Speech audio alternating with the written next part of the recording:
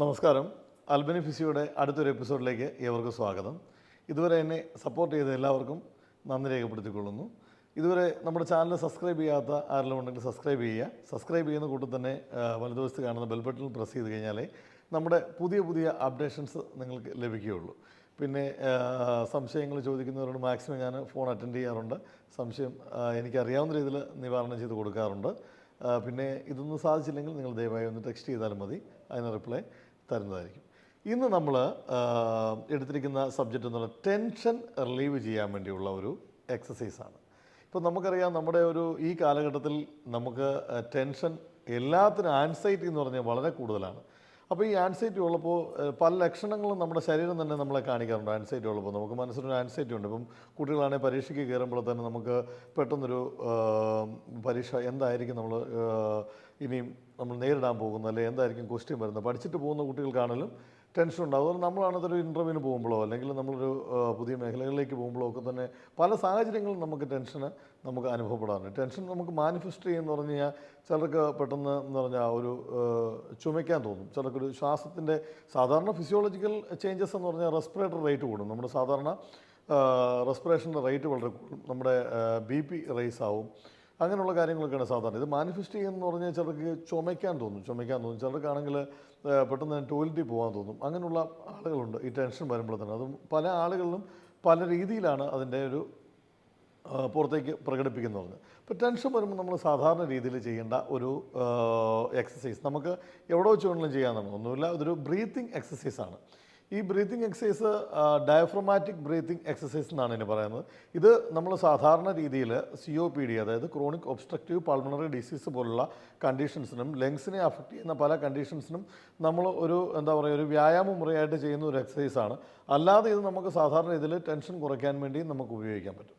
ഇപ്പോൾ diaphragmatic breathing exercise എന്ന് പറയുമ്പോൾ ഡയഫ്രം എന്ന് പറയുന്ന മസിൽസാണ് ബ്രീത്തിങ്ങിനെ ഹെൽപ്പ് ചെയ്യുന്നത്. അപ്പോൾ നമ്മുടെ ഒരു തെറ്റായ ധാരണ ഉണ്ട്, ഈ ലങ്സ് മാത്രമേ, നമ്മുടെ ശ്വാസകോശം മാത്രമേ നമ്മുടെ ശ്വസന പ്രക്രിയയിൽ ഉള്ളൂ എന്നുള്ള കാര്യം. പക്ഷേ ശ്വാസകോശം മാത്രമല്ല, ഡയഫ്രം എന്ന് പറയുന്ന മസിലുണ്ട്. ഡയഫ്രം എന്ന് പറയുന്ന മസിൽ എന്ന് പറഞ്ഞു കഴിഞ്ഞാൽ നമ്മുടെ ഈ അബ്ഡോമൻ ഏരിയ എന്ന് പറഞ്ഞാൽ ഇവിടുന്ന് ഇവിടം വരെയുള്ള ഏരിയ അബ്ഡോമൻ ഏരിയ, ഇതെന്ന് പറഞ്ഞാൽ തൊറാസിക് ഏരിയ. ഈ തൊറാസിക് ഏരിയയും അബ്ഡോമൻ ഏരിയയും തമ്മിൽ ഡിവൈഡ് ചെയ്യുന്ന ഒരു ഡോം ഷേപ്പിലിരിക്കുന്ന ഒരു മസിലാണ് ഡയഫ്രം എന്ന് പറയുന്നത്.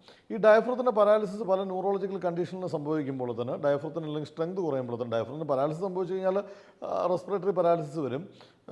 പിന്നെ ഡയഫ്രത്തിന് സ്ട്രെങ്ത് കുറയുമ്പോൾ തന്നെ നമ്മുടെ റെസ്പിറേറ്ററി റേറ്റ് കുറയും. റെസ്പിറേറ്ററി റേറ്റ് കുറയുമ്പോഴത്തേനുള്ള പ്രശ്നം എന്ന് പറഞ്ഞു കഴിഞ്ഞാൽ നമ്മുടെ ശരീരത്തിന് ഉള്ളിലേക്ക് എടുക്കുന്ന ഓക്സിജൻ്റെ അളവ് വളരെയധികം കുറയും. ഇപ്പോൾ ശരീരത്തിന് ഉള്ളിലേക്ക് എടുക്കുന്ന ഓക്സിജൻ്റെ അളവ് കുറയുമ്പോൾ തന്നെ നമുക്ക് ക്ഷീണം അനുഭവപ്പെടും.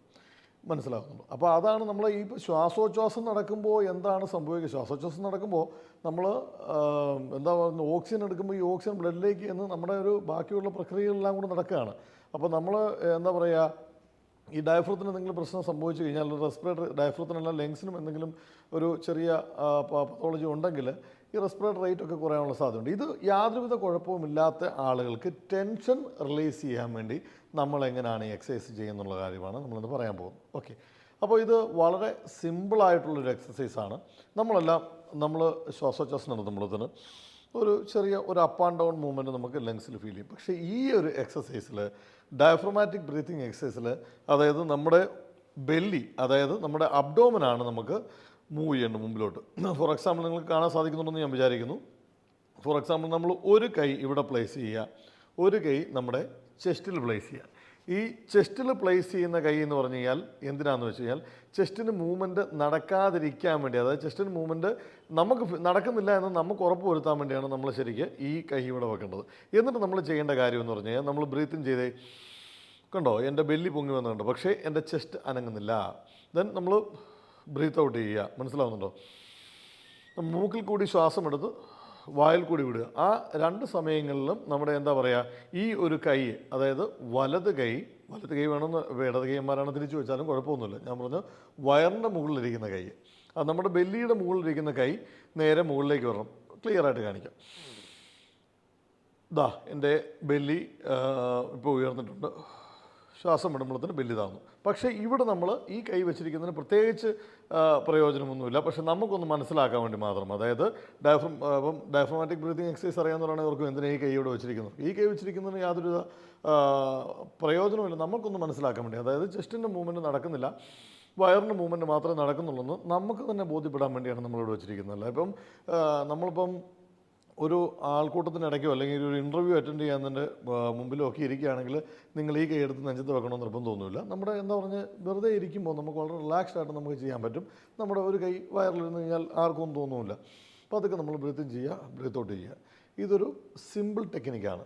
അപ്പോൾ ഇത് നമ്മൾ എന്താ പറയുക, നമ്മളൊരു ആൾക്കൂട്ടത്തിലിരിക്കുകയാണ്, നമുക്ക് ടെൻഷനുള്ള സാഹചര്യത്തിൽ ഞാൻ പറഞ്ഞ പോലെ നമുക്കിത് വളരെ സിമ്പിളായിട്ട് ഇങ്ങനെ ചെയ്യാം. അല്ലാതെ നമ്മൾ എനിക്കുണ്ട്, ടെൻഷൻ കുറയ്ക്കണം എന്നുള്ള സാഹചര്യം നമ്മൾ എക്സസൈസിന് വേണ്ടി മാത്രം ഒരു സ്ഥലം കണ്ടെത്തി നമ്മൾ അവിടെ നിന്നാണ് ചെയ്യുന്നതെങ്കിൽ നിങ്ങൾ ചെയ്യേണ്ട കാര്യം എന്ന് പറഞ്ഞു കഴിഞ്ഞാൽ വളരെ നമ്മുടെ പോസ്റ്റർ കറക്റ്റ് ആയിരിക്കുക. മറ്റേന്ന് പറഞ്ഞാൽ വളരെ റിലാക്സ്ഡ് ആയിട്ട് നമ്മൾ ആരെയും കാണിക്കാനൊന്നും ഉദ്ദേശിക്കുന്നില്ലാത്ത രീതിയിൽ ഒരു സാഹചര്യത്തിൽ പെട്ടുപോയി കഴിഞ്ഞാൽ നമ്മൾ ടെൻഷൻ കുറയ്ക്കാൻ വേണ്ടി ചെയ്യുന്ന രീതിയാണ് ഞാൻ കാണിക്കുന്നത്. അല്ല പ്രോപ്പറായിട്ട് ഇത് ചെയ്യുകയാണെങ്കിൽ നമ്മുടെ സ്പൈൻ ഒന്ന് ഇറക്റ്റ് ആയിട്ടിരിക്കണം. സ്പൈൻ നേരെ ഇരിക്കുക. സെയിം നമ്മുടെ ഒരു കൈ ഇവിടെ വെക്കുക, ഒരു കൈ ഇവിടെ വെക്കുക. ഇത് നമുക്ക് കിടന്നുകൊണ്ട് ചെയ്യാവുന്ന എക്സസൈസ് കേട്ടോ, ഇരുന്നുകൊണ്ട് മാത്രം ചെയ്യാവുന്നതല്ല. നമ്മൾ സാധാരണ രീതിയിൽ ഇരിക്കുന്ന സമയങ്ങളിൽ ആണ് ഇത് ഉള്ളതുകൊണ്ട് ഞാൻ പറഞ്ഞുള്ളൂ.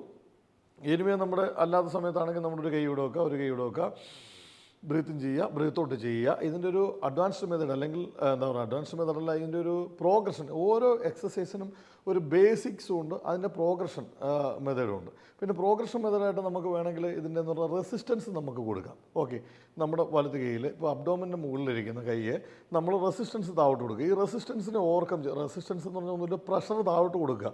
ഈ പ്രഷർ മെയിൻറ്റെയിൻ ചെയ്തുകൊണ്ട് തന്നെ ബ്രീത്തിങ് ചെയ്യുക, ബ്രീത്ത് ഔട്ട് ചെയ്യുക. ഓക്കെ, ഇത് ഒരു മെത്തേഡാണ്. പിന്നെ നമുക്ക് വേറൊരു ഇതിൻ്റെ ഒരു എന്താ പറഞ്ഞൊരു സെക്കൻഡ് സ്റ്റെപ്പ് നമുക്ക് വേറെ രീതി ചെയ്യാമെന്ന്, പേഴ്സ്ഡ് ലിപ്പ് ബ്രീത്തിങ് വഴി നമുക്ക് ശ്വാസം പുറത്തേക്ക് വിടാം. വലിയ കാര്യമൊന്നുമല്ല. മൂക്കിൽ കൂടെ ശ്വാസം എടുക്കുന്ന അറിയാമല്ലോ, മൂക്കിൽ കൂടെ നമ്മൾ ശ്വാസം എടുത്തു. പിന്നെ പേഴ്സ്ഡ് ലിപ്പ് എന്ന് പറഞ്ഞാൽ കണ്ടോ, നമ്മുടെ ചുണ്ടുകൾ നമ്മൾ പണ്ട് ഫിസിലടിക്കാൻ വേണ്ടി അല്ലെ ചൂളം കുത്താൻ വേണ്ടി നമ്മുടെ ചുണ്ട് നമ്മൾ വെക്കുമല്ലോ, ഈ ഒരു രീതിയിൽ നമ്മൾ ചൂളം അടിക്കാമെന്നൊക്കെ ഇവിടെ പറഞ്ഞു. ചിലർ ചൂളം കുത്താമെന്നോ എന്തൊക്കെ പറയും. എന്തായാലും അത് ചെയ്യാൻ വേണ്ടി, ചൂളം കുത്താൻ വേണ്ടി നമ്മൾ നമ്മുടെ ലിപ്സിനെ ഒന്ന് ഈ ഒരു രീതി വെക്കില്ല, ആ ഒരു രീതിയിൽ നമ്മൾ ശ്വാസം പുറത്തേക്ക് വിടുക. അതായത് മൂക്കിൽ കൂടി എടുത്ത ശേഷം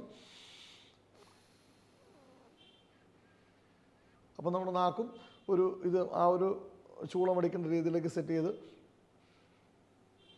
അങ്ങനെ ഒരു രീതിയിലേക്ക് ശ്വാസം പതുക്കെ നമ്മൾ പുറത്തേക്ക് വിടുക.